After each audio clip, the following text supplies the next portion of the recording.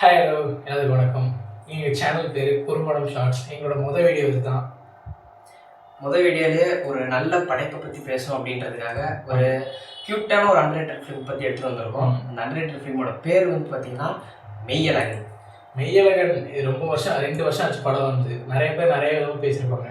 ஆனால் எங்களோட பெர்ஸ்பெக்டிவும் எங்களோட புரிதலையும் இந்த படத்தில் இருக்கிறத நாங்கள் உங்கள்கிட்ட ஷேர் பண்ண வந்திருக்கோம். மொதல் சீன் அப்படின்னு பார்த்துக்கிட்டிங்கன்னா படத்தில் வந்து நிறைய ஃப்ரேம்ஸ் இருக்குது. அதெல்லாம் உங்களுக்கு பற்றி நான் நிறைய எக்ஸ்பிளைன் பண்ணுறோம். ஆனால் ஃபஸ்ட்டு ஃப்ரேம் பிரேம்குமார் அப்படிங்கிற ஒரு படைப்புக்கான அர்த்தம் அப்படின்னா இந்த ஃப்ரேம் தான் சொல்லுவேன். ஏன்னா அந்த பாட்டு வந்து பார்த்திங்கன்னா அந்த பாய் வெளியே போகும்போது பேசிகிட்டே இருக்கும். அந்த பாட்டு வந்து போயிட்டே இருக்கும்போது என்ன பண்ணுவோம், அவங்க அப்பா லைட்டு வந்து ஆஃப் பண்ணிட்டே வருவார். அந்த லைட் அப்படியே ஆஃப் பண்ணிட்டே வரும்போது கரெக்டாக பார்த்தீங்கன்னா அவங்க வீட்டை விட்டு வெளியே வைக்கிற அந்த செகண்ட் அந்த டைமில் அந்த பாட்டு வந்து கட் பண்ணுவாங்க. நின்னதுக்கப்புறம் ஒரு பூட்டு சவுண்டு கேட்கும். அந்த கதவை சாத்துற மாதிரி ஒரு பூட்டு சவுண்டு கேட்கும். அதுக்கு முன்னாடி சீனில் பார்த்தீங்கன்னா அவங்க நடந்து வந்துகிட்டே இருப்பாங்க. அந்த இடத்துல லைட் இருக்கும். லைட் ஆஃப் பண்ணிட்டு அப்படி நடந்து வர மாதிரி நடந்து வந்துட்டு இருப்பாங்க. அதில் வந்து சொல்ல வராங்க இந்த இப்போ அந்த ஆங்கிளே சூப்பராக இருக்கும் அவங்க வச்சிருந்த ஆங்கிள். அப்புறம் ஒரு லாங் ஷாட் வச்சுருப்பாங்க. ஒரு ரெக்டாங்கிள் ஷேப்பில் ஒரு வச்சு ஒரு லாங் ஷாட் வச்சுருப்பாங்க. அந்த ஷாட்டும் சூப்பராக பியூட்டிஃபுல்லாக இருக்கும். இங்கே எங்கேயாச்சும் உங்களுக்கு சைட் ஸ்க்ரீன்லையோ இல்லை ஒரு வீடியோ என்னடி பேக்ரவுண்டாக வரும், நம்ம எடிட்டர் அதை பார்த்து பார்த்துல அது கண்டிப்பாக அது வந்து இங்கே எங்கேயாவது உங்களுக்கு ஐக்கானாக வரும், வந்து பார்த்துக்கோங்க. ரெண்டாவது மோஸ்ட் பியூட்டிஃபுல் சீன் அந்த படத்தில் பார்த்தீங்கன்னா அந்த அம்மிக்கல் சொல்லலாம். அம்மிக்கல்ல வந்து அவங்க அம்மா ரொம்ப எமோஷனோட எடுத்துட்டு இருப்பாங்க. கார்த்தியோட அப்பா வந்து முதல்ல வந்து இது வச்சு குச்சிட்டு இருப்பாரு, பெருசா ஒரு கம்பி வந்து வச்சு குச்சிட்டு இருப்பாரு. அதுக்கப்புறம் மெய்யழகனோட அப்பா அது வந்து வாங்கி அரவிந்த் வந்து குத்திட்டு இருப்பாரு. குத்தி எடுக்கும்போது அவர் எடுத்து கொடுத்தாலும் அப்பதான் அவங்க அம்மாவுக்கு ஒரு ரிலீஃப் வரும். அந்த மாதிரி ரொம்ப எமோஷனலான சீன்ஸ்லாம் அந்த படத்துல நிறைய அந்த படத்தில் இருக்குது. அந்த மாதிரி அந்த ஃப்ரேம்ஸ்லாம் பார்த்தீங்கன்னா அவங்களே எக்ஸ்பிளைன் பண்ணணும்னு வச்சுக்கோங்க, அவ்வளோ பியூட்டிஃபுல்லாக இருக்கும். ஏன்னா அந்த படம் வந்து நீங்கள் பார்த்தீங்கன்னா என்ன இது பேசிகிட்டே இருக்காங்க, இந்த படம் என்ன அப்படி இருக்குது அப்படின்ற உங்களுக்கு ஃபீல் கிடைக்காது. நீங்கள் காட்டுற ஃப்ரேம்ஸ்லாம் பார்த்தீங்கன்னா அவ்வளோ பியூட்டிஃபுல்லாக பிரேம்குமார் எழுதுறதாலும் சரி, அதை எக்ஸ்பிளைன் பண்ணுறதாலும் சரி சூப்பராக இருக்கும். அதை பற்றி நிறைய தெரிஞ்சுக்கணும் அப்படின்னா நம்ம சேனலை சப்ஸ்கிரைப் பண்ணிக்கிங்க, ஃபாலோ பண்ணிக்கிங்க. இப்போ நம்ம வீடியோக்குள்ள போகலாம். இப்போ எனக்கு ரொம்ப பிடிச்ச சீன்ஸ் நான் வந்து அந்த முதல் பாட்டுல சொல்றேன். முதல்ல அந்த சின்ன பையன் வருவார்ல, அந்த ஜில்லா படத்துல நடிச்சவர் வந்து ஆரம்பிச்சு அவர் வந்துட்டு இருப்பாரு. சைக்கிள் வரும்போது ஒரு யங் வாய்ஸ்ல ஒரு பாட்டு பிளே ஆகும். அந்த யங் வாய்ஸ்ல பாட்டு பிளே ஆகும். ஏன்னா அவர் கொஞ்சம் எங்க இருப்பாரு, சின்ன பையனா இருக்கனால யங் வாய்ஸ்ல வந்து முதல்ல பிளே ஆகிற மாதிரி வச்சிருப்பாங்க. நான் போறேன் பாட்டு இருக்கும். அதுக்கப்புறம் முடிச்சிடலாம். அந்த பாட்டுல இருக்கிற இன்னொரு ஸ்பெஷாலிட்டி சொல்லிடலாம்.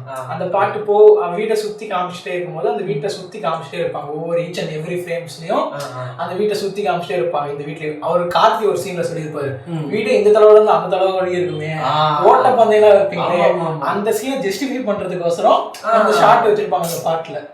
அந்த ஒரு பாட்டுல எவ்வளவு விஷயத்தை காமிச்சிருக்காங்கன்னு சொல்றேன். அதுக்கப்புறம் அந்த இவர் சொன்னார்ல முன்னாடி இன்ட்ரோல அந்த பாட்டு ஒரு இடத்துல நிற்கும், அதுக்கப்புறம் ஆரம்பிக்கும்.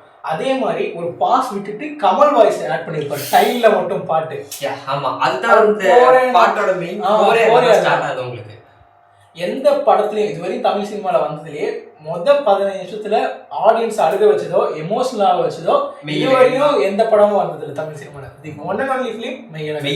மெய்யழகனை பத்தி பேசணும் அப்படின்னா உங்களுக்கு ரொம்ப பேசிட்டே போகலாம். ஈவன் இந்த சேனல் ஸ்டார்ட் பண்றதுக்கும் எங்களோட கான்வர்சேஷன் ஸ்டார்ட் ஆகிறதுக்கும் மெய்யழகன் தான் காரணம். எங்க லைஃப்ல நடக்கிற சில இன்சிடென்ட்டும் மெய்யழகனோட நிறைய ஒத்து போயிடும். இந்த மாதிரி எல்லாருக்கும் இருக்கணும்னா அது கொஞ்சம் டவுட் தான். பட் இந்த வீடியோ பார்க்கும்போது உங்களுக்கு அது கனெக்ட் ஆயிடுச்சுன்னா சொல்லுங்க, கண்டிப்பா கமெண்ட்ல நீங்க கமெண்ட் பண்ணுங்க. அதுக்கப்புறம் இன்னொன்று சொல்லணும்னா அந்த பாட்டிலேயே சொல்லணும்னா அவர் போகும்போது தஞ்சாவூரை நைட்ல காமிப்பாங்க.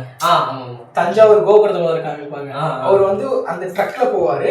அந்த ட்ரக்ல போயிட்டே இருக்கும்போது தஞ்சாவூர் கோபுரம் கட்டுவாங்க. அப்புறம் அவர் படிச்ச ஸ்கூல்ல அந்த மாதிரி லைனா அப்படி காமிச்சிட்டு அப்புறம் அப்படி கட் பண்ணா அவர் வீட்டுக்கு போவோமா. வீட்டுக்கு போனதுக்கு அப்புறமும் அவர் ஃபர்ஸ்ட் வீட்டுக்கு எங்கேயுமே அந்த இதெல்லாம் இல்லை. ஃபர்ஸ்ட் அவரோட அந்த கோயில் போவார். அந்த கோயில் பத்தி இன்னொன்று உங்களுக்கு சொல்லிடுறேன். அவர் கோயில் விட்டு அப்படியே வெளியே வருவார். அந்த கோயில்ல இப்பதான் நம்ம கடைசியாக இருக்க பாருன்னு சொல்லிட்டு படுத்துட்டு அப்படி வெளியே வருவார். வெளியே வரக்குள்ள பாத்தீங்கன்னா ஒரு ஐயர் அவருக்கு வந்து பிரசாதம் கொடுப்பார். அந்த பிரசாதத்தை அவர் எப்படி வாங்கியிருப்பாருன்னா பாத்தீங்கன்னா அந்த ஐயர் வந்து சொல்லுவாரு, அவர் அழுதுகிட்டே போகும்போது, டேய் டேய் இந்தாடா அப்படின்னு அதாவது உரிமையோட சொல்றேன். ஏன்னா அந்த பிரசாதத்தை அவனுக்கு கொடுக்கணும் அப்படின்னா அப்ப அந்த சீன் என்ன தெரியுதுன்னா அவன் டெய்லி இந்த கோயிலுக்கு வந்து அந்த பிரசாதத்தை சாப்பிட்டு ஒரு அப்பா மாதிரி ஒரு உரிமையில டேய் அப்படி மிரட்டி வாங்கிக்க சொல்லும்போது அவன் எதுக்கு என்ன மிரட்டுறேன் அப்படிலாம் எதுல இல்லை, அவன் எமோஷனலா அந்த சாப்பாடை வாங்கி சாப்பிட்டுட்டே வெளியே வருவாங்க.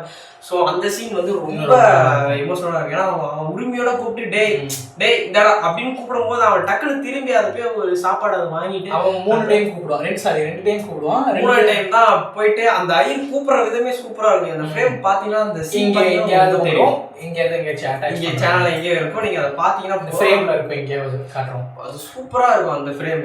அதே மாதிரி அவன் அந்த கோயிலுக்கு போகும்போது அந்த யானை வந்து அவன் பின்னாடி பண்ணுவாங்க, அந்த சீனும் சூப்பரா. ஏன்னா அரவிந்த் சாமி நின்றுட்டு இருக்கும்போது அந்த யானை வந்து பாத்தீங்கன்னா பின்னாடி ரொம்ப ஸ்லோவா வந்து அவனுக்கு ஒரு ஃபீல் கொடுக்கும். நாம அமைதியா பார்த்தோம்னா அந்த ஃப்ரேமே ரொம்ப சூப்பரா டாக்டிக்கல் எக்ஸ்பீரியன்ஸ் கருப்பு படம் ஜிபியூலாம் சொல்றாங்கல்ல, ஆனா ஒரிஜினல் டாக்டர்கள் எக்ஸ்பீரியன்ஸ் ஏன்னா சைலன்ஸ் மேட்டர்ஸ்.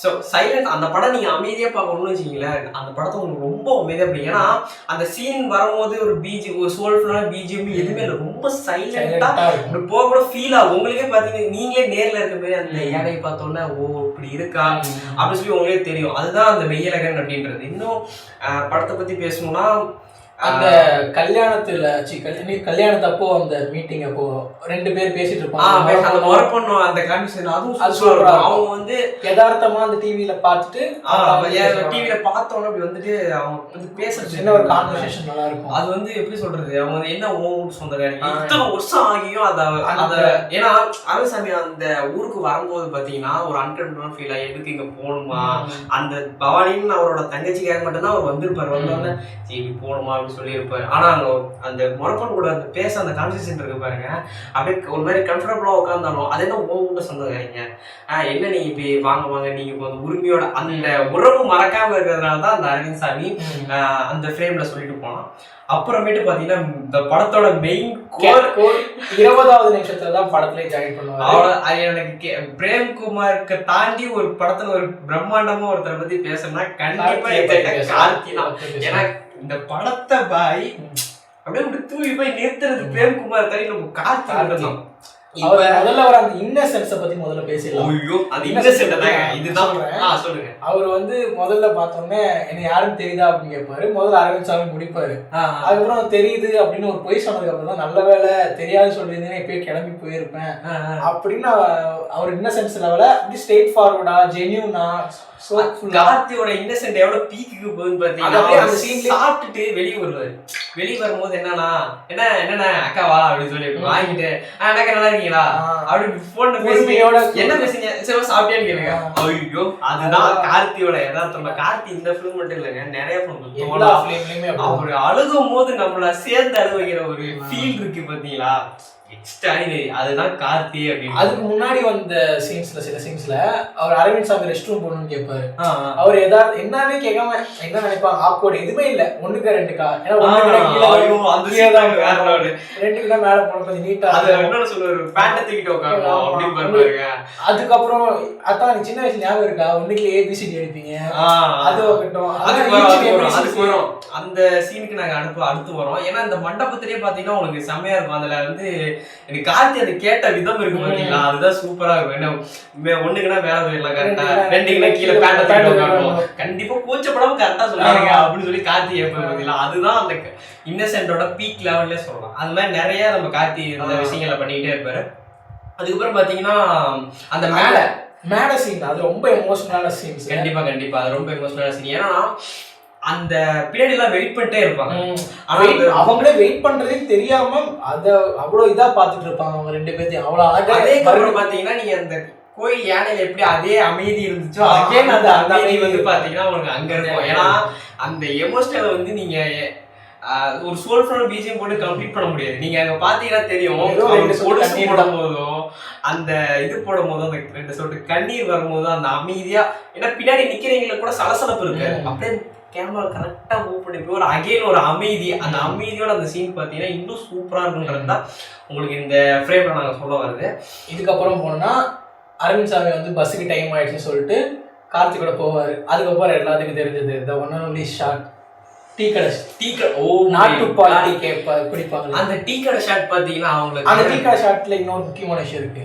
அந்த டீ கடைக்கு எதிர்த்தாப்புல 96 போஸ்டர் நடுவுல கொஞ்சம் பக்கத்துக்கான 96 போஸ்டர் ஏன்னா அந்த ஃப்ரேம் பாத்தீங்கன்னா நிக்கும் போது பாத்தீங்கன்னா பின்னாடி அந்த போஸ்டர் காட்டுறதுக்கு அந்த ஃப்ரேம் வச்சிருப்பாங்க. ஏன்னா அப்படி இருக்கும். 96ஓட அந்த ஃபர்ஸ்ட் லுக் என்னன்னு தெரியல.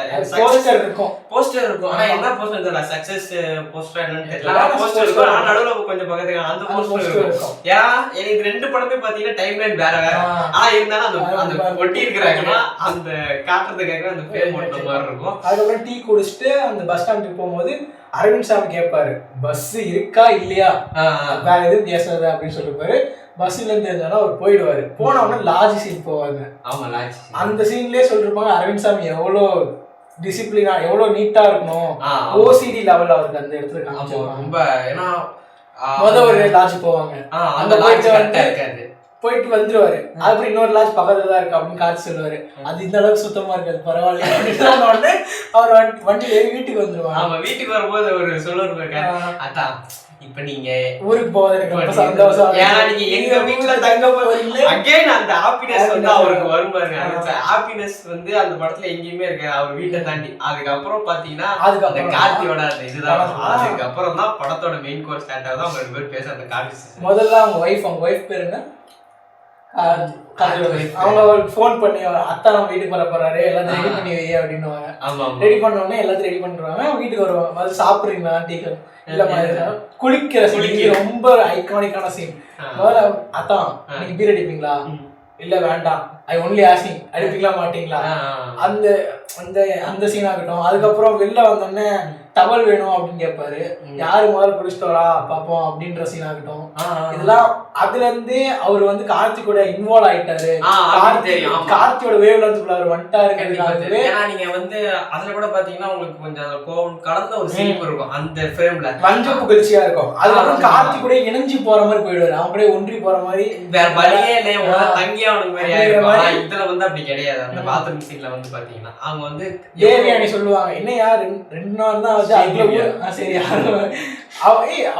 இல்ல தேவயானி மேடம் சொல்லுவாங்கல்ல அங்க ஓ ஆமா ஆமா இப்பதான் பேசுற அதுக்குள்ள ஊர் பாஷை பேசுற அப்படின்னு சொல்லுவாங்கல்ல.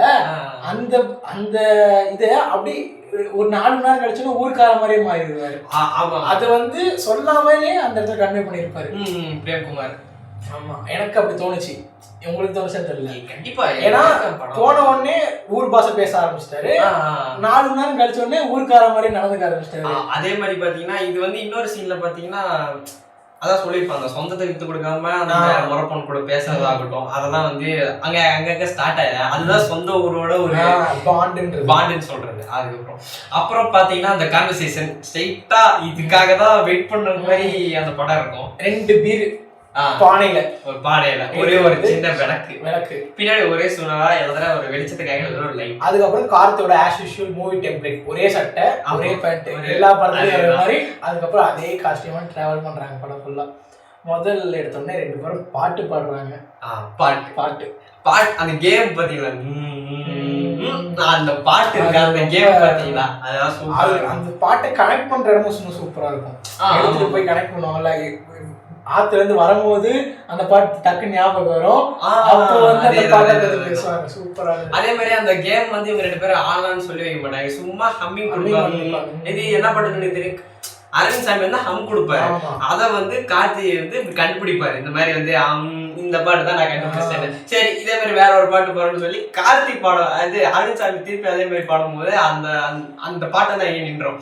அதுக்கப்புறம் கார்த்தி பேசி எல்லாமே பண்ணி யோசிச்சு முடிச்சதுக்கு அப்புறம் வந்து பேசுவார். நான் கண்டுபிடிச்சேன் என்ன பாட்டு இந்த பாட்டு அப்படின்னு சொல்லி சொல்லுவேன். அந்த சீன்ல அதுக்கு அந்த பாம்பு அப்படின்னு சொல்ற சீனும் படத்துல ரொம்ப இதா இருக்கும். அது பாம்புன்னு காமிச்சிருப்பாங்கல்ல. அது கிளைமேக்ஸ்ல வந்து கார்த்தி வணக்கம் இருக்கிற மாதிரி காமிச்சிருப்பாங்க. ஏன்னா அப்ப காமிச்சிருக்க மாட்டாங்க அந்த பாம்பை. இங்கதான் இருக்கும் குட் ஸ்னேக் மாமா நல்ல பாம்பு குட் ஸ்னேக் அப்படின்னு அந்த பாம்புக்கு கடைசி கிளைமேக்ஸ்ல. அதே மாதிரி பாத்தீங்கன்னா இந்த மாடு சீன் ஒண்ணு படத்துல வச்சிருப்பாங்க. அது மோஸ்ட் ஆஃப் தி பீப்புளுக்கு பிடிக்கல. லேக் அப்படின்னு சொன்னாங்க. ஆனா அந்த அது கூட இப்போ ஒரு லேக்னு சொல்ல முடியாது. அதுவும் ரசிக்கும்படியா இருந்ததுனால அதுல மாடு வந்து பாத்தீங்கன்னா மாடு வளர்த்துறாங்க தெரியுமா, ஜல்லிக்கட்டு காலை வச்சிருக்காங்க, அவங்களுக்கு தெரியும். அதுதான் அந்த ஃபீல். அந்த இன்னொன்னு எனக்கு சீன்ல ரொம்ப பிடிச்சது அந்த போலீஸ்கார் போலீஸ்கார் ஜல்லிக்கட்டு, ஏன்னா ஜல்லிக்கட்டு வந்து பேன் அப்ப பேன் சொல்லிட்டாங்க, ஊரே வந்து ஒரு மாதிரி இருந்துச்சுன்னு சொல்லி அதுக்கு முன்னாடி சீன் ரொம்ப சூப்பரா இருக்கும். ஊரே ஏதோ எதுவுமே நடக்காத மாதிரி சந்தோஷமா ரயில்வே ஸ்டேஷன்ல உட்காந்துருப்போம், பண்ணிட்டு இருப்பாரு. நான் சாயங்காலத்துக்கு 2 வாய் பொங்கலை சாப்பிட்டு நான் படுத்துட்டேன், அவன் மூஞ்சி கூட பார்க்க முடியாத மாதிரி இருந்தேன் அப்படின்னு சொல்லுவாரு.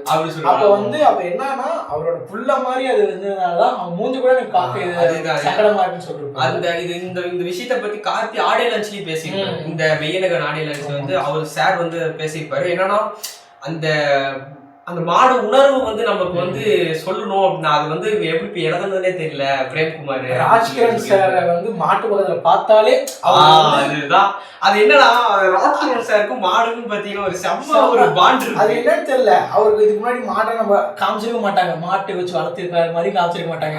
கார்த்தி வந்த உடனே அந்த மாட்டுக்கு ராஜ்கிரனே ஒரு சர்டிபிகேட் தர மாதிரி காணோம்னா அந்த மாடுகளோட ட்ரைனிங் கொடுக்குறப்ப என்னடா ரொம்ப உடம்பு இல்லையா, சரி நிறுத்திடலாமா அப்படின்னு சொல்லிட்டு ஒரு சீரியஸ் இருப்பாங்க. அதெல்லாம் சூப்பரா இருக்கும் ராஜ்கிரண். ஏன்னா அந்த மாதிரி ராஜ்கிரண் சார் வந்து நிறைய அந்த அப்பா சீனு இந்த மாமன் சீன் இதெல்லாம் பார்த்தேன். ஆனா இதுல பார்க்கும்போது ரொம்ப சூப்பரா இருந்துச்சு. ஏன்னா கார்த்தி ராஜ்கிரண் சார் இதுக்கு முன்னாடி பாத்தீங்கன்னா விருமன்ல பாத்தீங்கன்னா இதே மாதிரி ரோல் தான், சேம் இதே ரோல் தான். பட் ஆனா பாத்தீங்கன்னா அது கொஞ்சம் வேற மாதிரி இருக்கும். ஆனா இந்த மெய்யழகன்ல இவங்க 2 பேரும் பாண்ட் பாத்தீங்கன்னு வச்சுக்கீங்களேன் சூப்பரா இருக்கும். அதே மாதிரி கார்த்தியோட அந்த இன்னொரு ஆக்டிங் சீன் சொல்லணும்னா அந்த மண்டபத்துல பஜ்ஜி சாப்பிட்டுருவாங்க. பஜ்ஜி தர மாட்டாங்க முதல்ல, இது தர மாட்டாங்க. இதுக்கு முன்னாடி ஒரு சீன்ல படத்துல கனெக்ட் பண்ணலாம்னா சம்சாரம் மின்சாரம் படத்துல விஷுவுக்கு வந்து அவன் பொண்ணு கல்யாணத்தை அப்போ வந்து பஜ்ஜி இதெல்லாம் செய்வாங்க. அப்போ வந்து எல்லாத்துக்கும் கொடுப்பாங்க, விஷுவுக்கு மட்டும் கொடுக்க மாட்டாங்க. விஷுக்கு வந்து கொஞ்சமா கொடுத்துருவாங்க, ஓகேவா? அப்போ வந்து அந்த மருமக இருப்பாங்கல்ல, அதாவது ரகுவரனோட வைஃப் இருப்பாங்கல்ல, அவங்க வந்து கொஞ்சமா வந்து கேசரி வைப்பாங்க. அந்த சீனை இது பண்ணி இந்த சீனை எடுத்திருக்காங்க அப்படின்னு ஒரு இன்டர்வியூல போய் சொன்னாரு.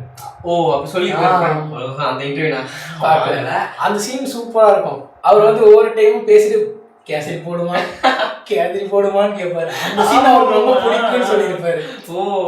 அந்த சீன் வந்து கார்த்தியை சாப்பிட்டுக்கிட்டே என்ன பண்ணுவாரு, இலவச சார் அப்படியே வந்துட்டு காட்டு சாப்பிட்டு பசி அப்படின்னு சொல்லுவாரு பாத்தீங்கன்னா அதுதான் இன்னும் சூப்பரா இருக்கும்.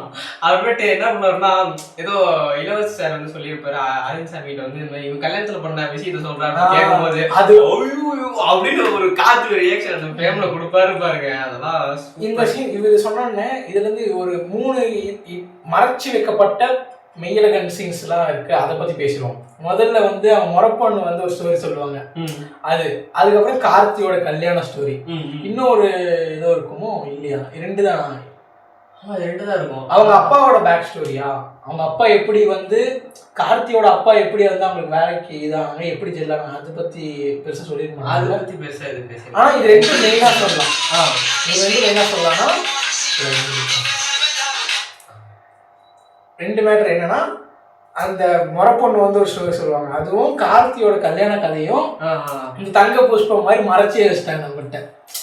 படத்துல வந்து ரிவீலே பண்ணிருக்க மாட்டாங்க. ஆமா தங்க புஷ்பம் அந்த மாதிரி கேரக்டர் இருக்கு, அந்த மாதிரி மறைச்சே வச்சிட்டாங்க.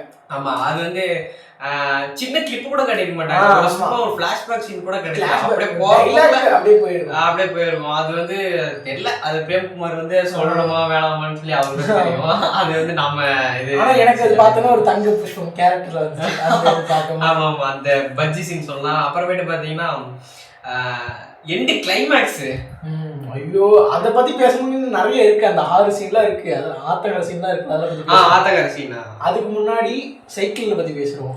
ஓ மை காட், சைக்கிள் சீன் உங்களுக்கு சொல்லு பாருங்க. அந்த சைக்கிள்ல வந்து இந்த குரங்கு பெடல் அடிக்கிறது, அதுக்கப்புறம் பாத்தீங்கன்னா நான் வந்து பின்னாடி ஒருத்தர், அதுக்கு முன்னாடி கார்த்தி ஸ்கூல்ல உட்காந்துட்டு ஒரு டைலாக் இருக்குமே, நைட்டு வேற எங்க அப்பா சைக்கிள் வருது சொல்லிட்டாரு, ஸ்கூல்ல வேற ஒண்ணுமே கவனிக்காம எங்க அப்பா அதை அப்படியே தொடச்சி அதை அப்படியே பார்த்து அப்படியே அவங்க பஸ் மேல ஏத்திட்டு அவங்க அப்பாவுக்கு ஒரு ஆசை இருக்கும், சைக்கிள் விழுந்துச்சா அப்படின்னு சைக்கிள் அப்படின்னு சொல்லி பாத்துக்கிட்டே வருவாரு. அது சூப்பரா இருக்கும். ஸ்கூல் பெல் அடிச்ச உடனே அங்க இருந்து கார்த்தி இப்படி ஓடி வர மாதிரி ஷாட் இருக்கும், ஓடி வந்துட்டு வீட்டுல வந்து வெயிட் பண்ணிட்டே இருப்பாரு. பெருமொழியில இருந்து பெல்லு சத்தம் கேட்டுச்சுன்னு அப்படியே எங்க அப்பா அதை சொல்லுவாரு கார்த்தி, எங்க அப்பா பெல் அந்த இது வந்து தெருமுனையில இருந்து பெல் அடிச்சுட்டே வந்தாரு அப்படின்னு சொல்லுவாரு. பெல்லு சத்தம் கேட்டோம்னா அப்படின்னு சொல்லிட்டு ஓடி போயிட்டு ரொம்ப நாளா குழம்பு பெல் அடிச்சுட்டு இருந்தேன். இது குழம்பு பெல் அடிக்கிறது பார்த்து ஒருத்தர் உட்காந்து அவன் எனக்கு நோ பயம் அப்படின்னு சொல்லி அவர் சொல்லுவாரு பாருங்க. எனக்கு பிரேம்குமார் சார் இதுல எல்லாம் ரொம்ப அந்த ரைட்டிங் தான். அவர் என்ன எழுதிடலாம், இதெல்லாம் சொல்லுங்க கார்த்தி அப்படின்னு சொல்லி எழுதிடலாம். ஆனா கார்த்திக் அது புரிஞ்சுக்கிட்டு அது பண்றது இருக்குல்ல, அதுதான். ஏன்னா இப்போ அரவிந்த் சாமியும் கார்த்தி சார் வந்து 2 பேரும் மீட் பண்ணிக்கிறேன். மீட் பண்ணா அவங்க என்ன வேணா பேசலாம், என்ன வேணா பேசலாம், என்ன இதுதான் பேசணும் அந்த மாதிரிதான் அவங்களும் பேசிருப்பாங்க. திடீர்னு இளையராஜா பத்தி பேசுவாங்க, திடீர்னு சைக்கிளை பத்தி பேசுவாங்க, திடீர்னு அண்டர்டேக்கரை பத்தி பேசுவாங்க, திடீர்னு 2 பேர் வந்து அந்த யூரின்ல 2 பேர் ஏபிசி அதை பத்தி பேசுவாங்க, திடீர்னு ராஜராஜ சோழனை பத்தி பேசுவாங்க. 2 பாய்ஸ் எப்படி பேசுவாங்க கான்வர்சேஷன். நீங்களும் உங்க ஃப்ரெண்டும் லாங் டைம் மீட் பண்ணி என்ன பேசுறீங்க, என்ன வேணா பேசலாம், எப்படி இருக்க அப்படி கூட இல்ல, சும்மா இதை பேசலாம்ல. இப்ப நம்ம டீ கடையில உட்காந்து பேசுறது இந்த மெய்யழகன் படத்துல உட்காந்து பேசிருப்பாங்க ஒரு நாள் நைட். அதேதான். அதை வந்து பிரேம்குமார் சார் வந்து ரைட்டிங்ல வந்து அதை எக்ஸ்போஸ் பண்ணி கொண்டு போறது வந்து சூப்பரான ஒரு ரைட்டிங் தான் நான் சொல்லுவேன். ஏன்னா பேசுறது இருக்குல்ல, அதை எழுதிடலாம் என்ன வேணா. இந்த கதையை ஒரு வாரத்துல எழுதுனார சொல்லியிருக்காரு. அப்பனா அந்த உணர்வு அவளுக்கு அவர் அந்த சாருக்கு எவ்வளவு இருந்திருக்கும்.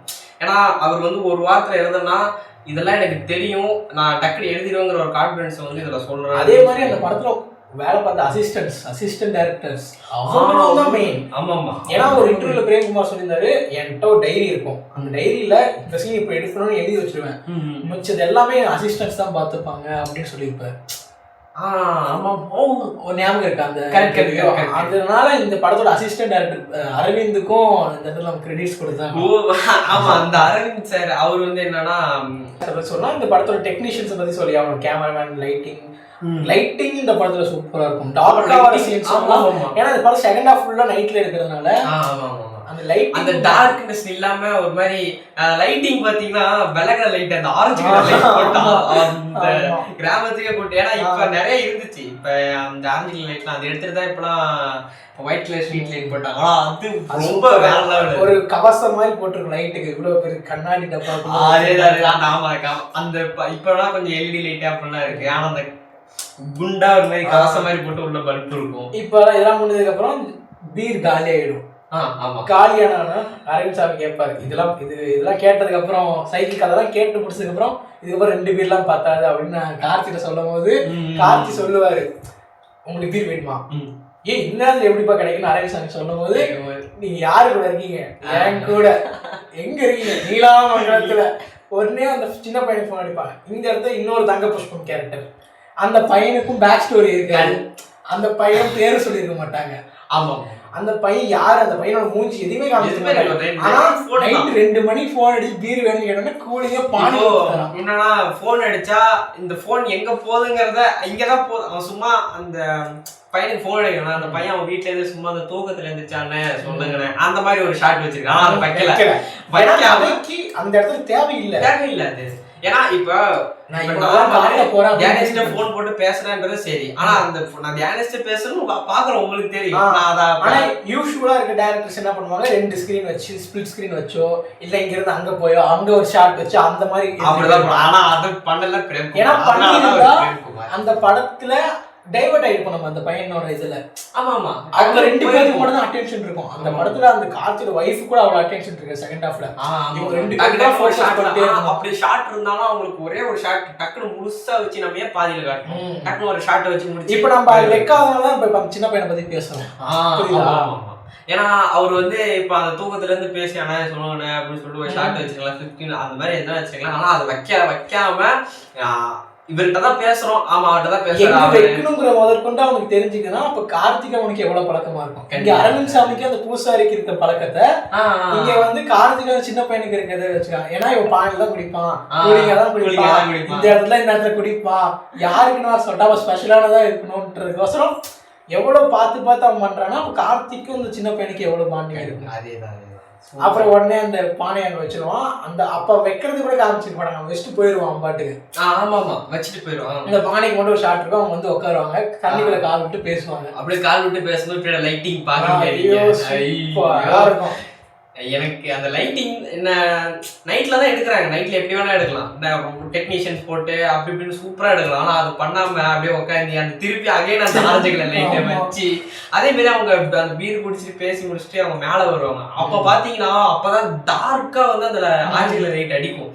அப்ப பாத்தீங்கன்னா சூப்பரா அப்படியே செருப்பு போட்டுட்டு செருப்பை மாத்தி போட்டுருவாங்க. மாத்தி போட்டுருவாங்க. என்னன்னா இப்ப ஆல்ரெடி அவர் வீட்டுக்கு அந்த ஊருக்கு வரும்போது கொஞ்சம் கம்ஃபர்டபுளா போகணுமா அப்படின்னு வருவாரு. ஆனா கார்த்தியோட மிங்கினதுக்கு அப்புறம் செருப்பையே மாத்தி போடுவாங்க. அந்த அளவுக்கு அவர் போதையில இதா இருந்தது அப்படின்னு நினைச்சிருப்பாங்க எல்லாரும். ஆனா அது கிடையாது. அவர் வேணும்னு தெரியாம பண்ணிட்டாரு. இவருக்கு தெரியும், ஏன்னா இவரு தெளிவாதான் இருப்பாரு.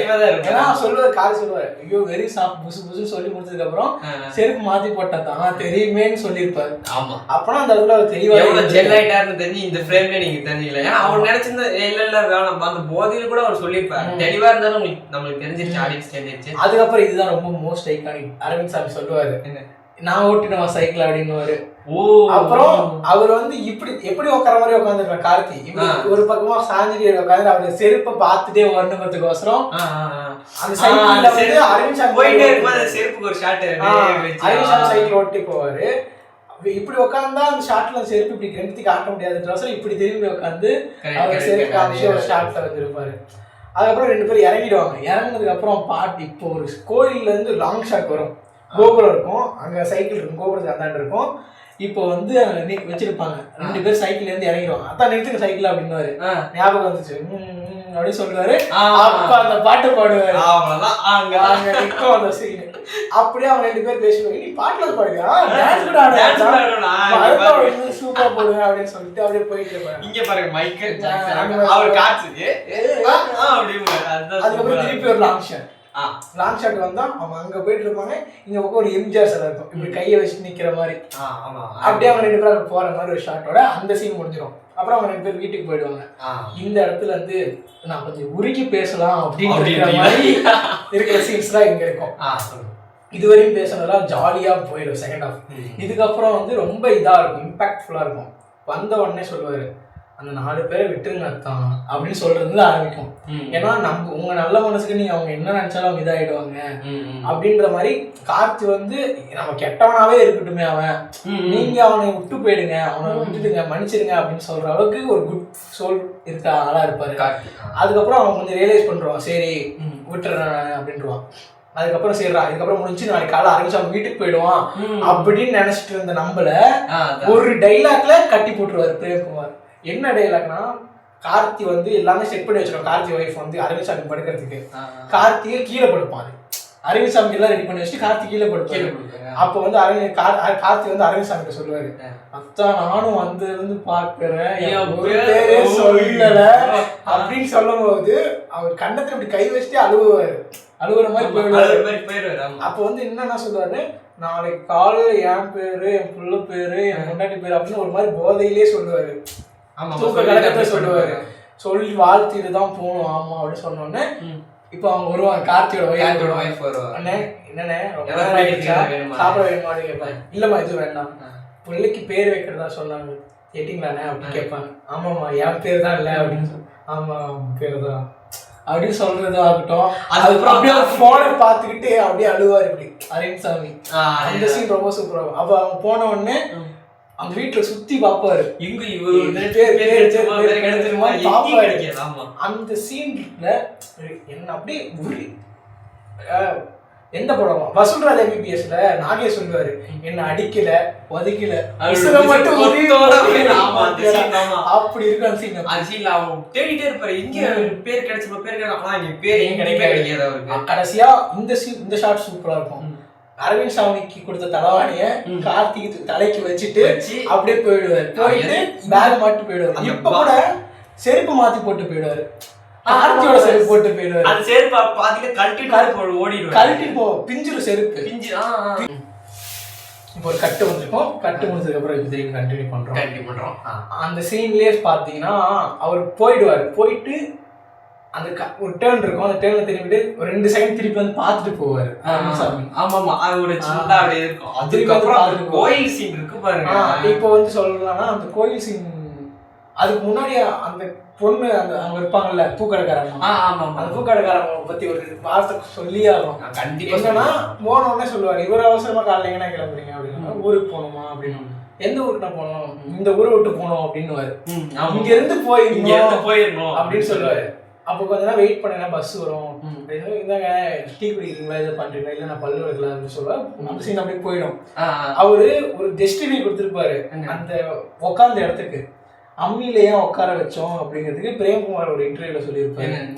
என்னன்னா அந்த பொண்ணோட இவர் வந்து கொஞ்சம் கீழே இருக்கணும், அந்த பொண்ணு தாராளமா கம்பீரமா உட்காரணும், இவர் கொஞ்சம் கூனி குறுக்கி உட்காரணுங்கிறதுக்கோசரம் சின்னதா இருக்க அம்மியில உட்கார வச்சோம் அப்படின்றதுக்காக சொல்லியிருப்பாரு. ஆனா அந்த அம்மி தான் அந்த ஃபர்ஸ்ட் ஹாஃப்ல வந்த அந்த அம்மி அவர் எங்கேயுமே மென்ஷன் பண்ணிருக்க மாட்டாங்க. ஆனா அப்படியே கூட இருக்கலாம், ஆனா அவர் மென்ஷன் பண்ணாம இருக்கலாம், ஆனா அப்படியே கூட இருக்கலாம்ல. ஏன்னா அந்த அம்மியில வந்து ஏன் உட்கார வைக்கலாம், ஒரு சேர் போட்டுருக்கலாம், ஸ்டூல் போட்டுருக்கலாம், என்னோட அம்மியில உட்கார வைக்கணும், அந்த அம்மியா கூட அது இருக்கலாம். ஏன்னா அந்த ஏன்னா இது வரலும் பாத்தீங்கன்னா அந்த படத்துல காமிச்ச எல்லா இதுமே பாத்தீங்கன்னா அவ்வளவு பாண்ட் இருக்கிறதுனால தான் அவரே அறியாம அங்க போய் சேர்றதோ இந்த மாதிரிலாம் இருக்கும். அந்த சைக்கிள் கூட பாருங்க, அவ்வளவு பாண்ட் இருந்ததுனால தான் அவரே அறியாம அந்த சைக்கிள் ஓட்டி போகணும். அதே மாதிரி அந்த அம்மி கூட வந்துருக்கலாம், அந்த அம்மி கூட வேற யார்கிட்ட கொடுத்து அப்படியே வந்திருக்கலாம். ஏன்னா அந்த சைக்கிள் காத்திட்டு இருக்கிற மாதிரி அங்க அந்த அம்மி அங்க வந்து அப்படி பண்ணிடலாம். இப்போ வந்து அந்த கோயில்ல இருந்து அவங்க விபூதி குமுக வச்சு அனுப்பிச்சுடுவாங்க, குமுக வச்சுட்டு அனுப்பிச்சுடுவாங்க, ஊருக்கு போயிடுவாங்க. ஊருக்கு போனோடனே அங்க ஒரு சீன் இருக்கும். ஐயோ, அந்த பானையில வந்து அங்க ஊர்ல குடிச்சிருப்பாருல பீரு, அதே மாதிரி வந்து ஒரு பாட்டில் மாதிரி கண்டு போயிட்டு வந்துச்சு. அகைன் ஒரு கட்டு இருக்கும். அதுக்கப்புறம் இப்ப வந்து அந்த பழக்கம் விட்டு போகல அவருக்கு அப்படிங்கிறதுக்கோசரம் அந்த திருப்பி அந்த பானையிலேயே பீர் ஊத்தி குடிக்கிற மாதிரி ஒரு ஷாட் வச்சு. ஏன்னா அந்த ஊருக்கு போனாலும் அவர் டக்குன்னு அந்த எல்லாமே ஒட்டிக்கும். அந்த மரப்பொன் சீன் அந்த மாதிரி திருப்பி அவர் வீட்டுக்கு வந்ததுக்கு அப்புறமா அதே பழக்கம் இருக்கும், கண்டினியூ அதே இருக்கும். அப்புறமேட்டு கிளைமேக்ஸ் வந்துடும். பொண்ணு போன் வேணும்னு கேட்பாங்க, விசிட்டிங் கார்டுல நம்பர் இருக்கும். இவர் வந்து நம்பர் எடுத்து அப்படி அந்த விசிட்டிங் கார்டு சீன்ல கூட அரவிந்த் சாமி வந்து தப்பான நம்பர் கொடுத்துருப்பாரு ஃபர்ஸ்ட் ஹாஃப். ஆனா கார்த்தி வந்து எதுக்கும் இருக்கட்டும்னு நம்பர் எழுதி அவர்கிட்ட கொடுப்பாரு பர்ஸ்ல. படமே இருக்குல்ல, அந்த சீன்ல அப்பயே வச்சிருப்பாரு. அப்ப வந்து எழுதி கொடுப்பாரு. அந்த பொண்ணு வந்து டயல் பண்ணி கொடுத்துருவாங்க, இந்தாங்க பேசுங்க அப்படின்னு சொல்லி கொடுத்துருவாங்க. யாருமே கிட்ஸோட சொல்ல மாட்டாங்க, அதான் சொல்லுங்க ஸ்பீக்கிங் சொல்லுவாங்க. அப்புறம் நான் தான் பேசுறேன் அப்படி பேசும்போது அப்ப கூட அரவிந்த் சாமி மேலேயோ கோபம் இருக்காது, தப்பா நினைக்க மாட்டாரு. நீங்க எப்படி உங்க நம்பரே மாத்தி கொடுப்பீங்க, நான் தான் சாப்பிடுற முசூர்ல வந்து தப்பா நம்பர் எழுதிருப்பேன் அப்படின்னு அவரு வந்து அவரு மேலே பிளேம் ஏத்திப்பாரு, அவருக்கே தப்பா நினைச்சுப்பாரு. நானும் அப்புறமேட்டு போய் அவர் பேர் வந்து ராஜ்கிரண் சார், அவர்கிட்ட போய் கார்த்தி வந்து பேசிருப்பாரு, ஏன் அத்தான் போயிட்டாரு. அப்புறம் வந்து ராஜ்கிரண் சொல்லியிருப்பாரு, அவரே டிஸ்டர்ப் பண்ணாரு. அதுக்கப்புறம் முடிஞ்சதுக்கு அப்புறம் வருவாரு. இப்போ வந்து ஏன் அத்தான் போயிட்டீங்க, கடன் காசு பிரச்சனை அப்படின்னு சொன்னாரு, சுகு போயிருப்பா, ஏதோ காசு ரெடி பண்ணிட்டீங்களா அப்படின்னு கேட்பாரு. அவர் சொன்ன உடனே என்கிட்ட இவ்வளவு நல்லா இருக்கு, இவ்வளவு காசு இருக்கு, பேங்க்ல இவ்வளவு நகை இருக்கு, வித்தலாம், வித்தா ஒரு 25 லட்சம் வரும், அது பார்த்து கேட்பாரு. உடனே இல்ல எதுலாம் வேணாம், நான் பாத்துக்கிட்டு எல்லாம் போதும், அவ ஏதாவது தப்பா நினைச்சு போறா அப்படின்னு சொல்லுவாரு கார்த்தியோட ஒய்ஃப்.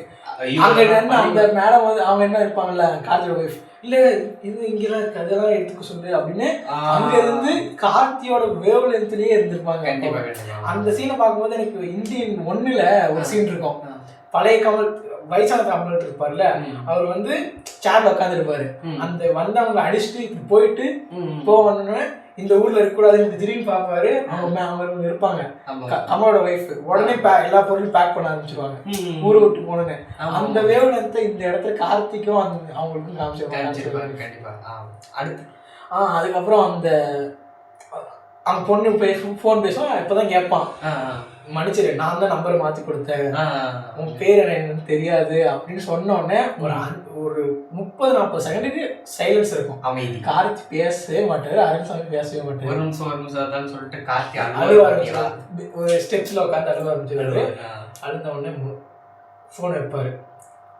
சரி உண்மையாலுமே எனக்கு யாரும் தெரியாதா, சத்தியமா தெரியாதா சொல்றா அப்படி சொல்லும்போது, அப்ப இரு நான் எங்களுக்கும் கோவம் வரும் அப்படி சொல்லிட்டு செல்லாம கோச்சிப்பாரு. அந்த கோச்சிக்கிட்டு முடிச்ச உடனே அவரு சொல்லுவாரு, உனக்கு 93 லீவு ஞாபகம் இருக்கா, கோடை விடுவது ஞாபகம் இருக்கான்னு சொல்லுவாரு. அதெல்லாம் இருக்கட்டும், பேரை முதல்ல சொல்லு, வெயிட் பண்ணு, உனக்கு முதல்ல இருந்து நான் சொல்றேன் அப்படின்னு. 93 கோடை விடுவது ஞாபகம் இருக்கா? அப்ப நீங்க 10வது விடுமுறையில இருந்தீங்க. ஊர்ல இருந்து நானும் எங்க அப்பாவும் முத ரூட் பஸ்ல வரோம். அந்த ரூட் பஸ்ல வர்றது எவ்வளவு பெருமையா அந்த இடத்துல சொல்லியிருப்பாரு. ஏன்னா அது வரையும் டவுன் பஸ் அது மாதிரி தான் போயிருப்பாங்க. ஊர் விட்டு இன்னொரு ஊர் வரதான் ரூட் பஸ் சொல்லுவாங்க. அதுல வரதே பெருமையா சொல்லிட்டு இருப்பாரு கார்த்தி. வரும்போது நீங்க வருவீங்க, வீட்டுல எல்லாத்துக்கும் சாப்பாடு போட்டு வச்சுட்டு எல்லாமே பேசி பாசமா பாத்துப்பீங்க அப்படின்லாம் பேசிட்டு இருப்பாங்க. அப்போ எங்க வீட்டுல ராவடி தாங்க முடியலன்ட்டு அவங்க கூட படத்துக்கு அனுப்பிச்சுட்ருவாங்க, காய்கறி வாங்க அனுப்பிச்சுட்ருவாங்க. அப்படி சொல்லுவாங்க. காய்கறி வாங்கும் போது அரவிந்த் சாமி எல்லாத்துக்கும் ஒவ்வொரு பேர் வச்சிருப்பாரு. நீ என்ன பீன்ஸ். இப்ப கார்த்திக் வந்து ஒரு பேர் வச்சிருப்பாங்க, கார்த்தியோட தம்பிக்கு முட்டைகோசன் பேர் வச்சிருப்பாங்க, கார்த்திக் வந்து பொட்டேட்டோன்னு பேர். கார்த்தியோட தம்பிக்கு தான் ஒரு விஷயம் சொல்ல மாட்டேன். அகைன் அந்த தங்க இங்கேயும் தம்பியை காமிச்சிக்க மாட்டாங்க. அந்த மெய்யழகன் மதியழகன் இருக்கும். ஆனா மதியழகன் அந்த கேரக்டர் வந்து அவன் தம்பிங்கிறதா இங்கே காட்டியிருக்க மாட்டான். ஒரு சின்ன கிளிப்பு கூட வந்து சின்ன வயசுல காமிச்சிருப்பாங்க. என்ன சின்ன வயசுல இல்லையா? சின்ன வயசுல தெரியல, இருந்திருக்கலாம், காமிக்கலன்னு நினைக்கிறேன். சரி, அது இன்னொரு அகைன் தங்க ஒரு படத்துல எவ்வளவு தங்க பாருங்க. அப்படியே போயிட்டே இருக்கும். ஒவ்வொன்னா சொல்லிட்டு வருவாரு. வானுமதி பேர் பீன்ஸ், இவன் பேர் கொத்தவரங்கா, மதியழகன் பேர் வந்து முட்டைக்கோசு, என் பேர் வந்து இது நானே சொல்றேன் அப்படி எல்லாரும் பேர் சொல்லுவாங்க. அப்போ உங்களுக்கு கோசு ஞாபகம் இருக்கு, அவன் அண்ணன் பொட்டேட்டோ ஞாபகம் இல்லையாடான்னு சொல்லிட்டு போனை கட் பண்றாரு. அடுத்த நாள் ஊருக்கு வருவாரு. ஊருக்கு வந்தோடனே முதல்ல எங்கேயுமே போக மாட்டாரு, அவருக்கு சொந்தமான கோயில் கூட போக மாட்டாரு, அந்த பூக்கடைக்காரமா இருந்த கோயிலுக்கு போவாரு. போயிட்டு அர்ச்சனை பண்ணுவாரு. அர்ச்சனை பண்ணிட்டு வரேன். ஃபர்ஸ்ட் டைம் அவர் ஊருக்கு வரும்போது அவரு கூட அந்த யானை இருந்த கோயிலுக்கு போவாரு. ஆமா ஆமா. செகண்ட் டைம் ஊருக்கு வரும்போது அது இல்லடா இது கோயில்னா வெளியில இருக்கு பாரு, இதான் இதுட்டு அங்க இடத்துக்கு வந்து அந்த மாதிரி அர்ச்சனை வாங்கிட்டு அங்க வந்து அந்த பேரை சொல்லியிருப்பாங்க. ஆனா கொஞ்சம் வீட் பண்ணிருக்க மாட்டாங்க. பெல்லு சவுண்ட் கேட்கும். அப்போ மெய்யழகன் சொல்லுவாரு, அரவிந்த் சாமி கத்தி சொல்லுவாரு, கோயிலுக்கு வந்து அர்ச்சனை பில் அடிக்கும். அப்ப கூட மெய்யழகன் ரிலீஸ் ஆயிருக்காரு. அப்படியே ஊருக்கு வருவாரு. அந்த வீட்டுக்கு வருவாரு, கதவை சாத்திருக்கும். கதவை தட்டுவாரு, பொட்டேன்னு திரு மெய்யழகா அப்படின்னு சொன்ன உடனே அந்த டைட்டில் அங்கதான் வரும். ஆனா நோட் பண்ணி பாருங்க, இந்த படத்து பேர் மெய்யழகன். பொதுவா படத்தோட டைட்டில் தான் ஹீரோவோட பேரா இருக்கும் சில படங்கள்ல. கரெக்டா? அந்த மாதிரி இருக்கும்போது நம்ம படம் பார்க்கும் போதே நமக்கு படம் பேரு மெய்யழகன் நமக்கு தெரிஞ்சிருச்சு. ஆனா நமக்கு படம் ஃபுல்லா கார்த்தி பேர் என்னன்றத கெஸ் பண்ணி ஆமாங்க. அதெல்லாம் பிரேம்குமார் அப்படின்னு சொல்றாங்க. ஆமா, ஏன்னா மெய்யழகன் வந்து நமக்கு யாருக்குமே தெரியல கார்த்தி பேரு மெய்யழகன் தான் இருக்கும் அப்படின்னு யாருக்குமே தெரியல. கடைசியில இது பண்ணும்போது தான் மெய்யழகன் அப்படிங்கும் போது ஹீரோவோட நேம் தான் படத்தோட நேம்னு அங்க தெரியும். ஆமா, ஆனா நம்ம படம் டிக்கெட் வாங்கும் போதே மெய்யழகன் டிக்கெட் கொடுங்கன்னு தான் வாங்கியிருப்போம். தெரியும் அந்த மெய்யழகன் வந்து அந்த கார்த்தி பேருங்கிறது எங்கேயுமே தெரியும். கெஸ் பண்ண விட மாட்டாரு. கெஸ் பண்றதுக்கு இடம் இருக்காது. ஆமா, இது வந்து அந்த பேர் கண்டுபிடிக்கிறதே பார்த்தீங்கன்னா எவ்வளோ சஸ்பென்ஸா அப்படியே விறுவிறுப்பா கொண்டு போய் கொடுத்துட்டு சொல்லியிருக்காரு. நம்ம சேனல்ல ஃபர்ஸ்ட் மெய்யழகன் போடுறதுக்கான காரணம் பார்த்தீங்கன்னா என்னோட இன்ஸ்பிரேஷனே வந்து பிரேம்குமார் சார் தான். ஸோ அவரு பெருமைப்படுத்தணும் அப்படின்றதுக்காக தான் நாங்கள் மெய்யழகன் பேசணும். ஏன்னா மெய்யழகன் வந்து எங்களோட லைஃப்ல ரொம்ப க்ளோஸான ஒரு ஃபிலிம். அதனால அதை பத்தி நம்ம பேசணும். நாங்க வந்து இப்போ இந்த வீடியோல ஒரு 40 நிமிஷம் பேசிருக்கோமா, இதை விட 2 வருஷமா நாங்க இந்த படத்தை பத்தி பேசிக்கிட்டே இருக்கோம். அவ்வளவு பேசுவோம். ஏன்னா சும்மா ஒரு சீன் காட்டுற பாருங்களேன் அப்படின்னு சொல்லி அந்த போட்டாருன்னு வச்சுக்கல படத்தை, அதை பத்தி ஃபுல்லா பேசுவோம் பேசிக்கிட்டே இருப்போம். ஸோ இந்த மாதிரி உங்களுக்கு லைஃப்ல கனெக்ட் இந்த மாதிரி ஆனிச்சுன்னா அதை வந்து மறக்காம அந்த கமெண்ட் பாக்ஸ்ல நீங்க சொல்லுங்க. அதே மாதிரி பாத்தீங்கன்னா நிறைய இந்த மாதிரி மூவி ரிலேட்டடான நிறைய மெய்யழகன் பத்தி எல்லாமே நிறைய அண்டர்ரேட்டட் ஃபிலிம்ஸ். வாரத்துக்கு ஒரு வீடியோ இந்த மாதிரி லாங் வீடியோ போட போறோம். வாரத்துக்கு ஒரு லாங் வீடியோ, 2 ஷார்ட்ஸ் வீடியோ போடுவோம். 2 ஷார்ட்ஸ் வீடியோ அந்த மாதிரி நிறைய வந்துட்டே இருக்கும். நீங்க பண்ண வேண்டியது முடியும் தான் ஃபாலோ அண்ட் சப்ஸ்கிரைப் பண்ணி நீங்க பண்ணிட்டீங்கன்னா எனக்கு ரொம்ப சப்போர்ட்டா இருக்கும். இந்த மாதிரி நிறைய வீடியோ உங்களுக்கு வந்துட்டே இருக்கும். மூவி ரிலேட்டட் அப்டேட்ஸ் இந்த மாதிரி நிறைய வந்துட்டே இருக்கும். நீங்க மறக்காம ஃபாலோ அண்ட் சப்ஸ்கிரைப் பண்ணுங்க. Until then, bye from DD Squad.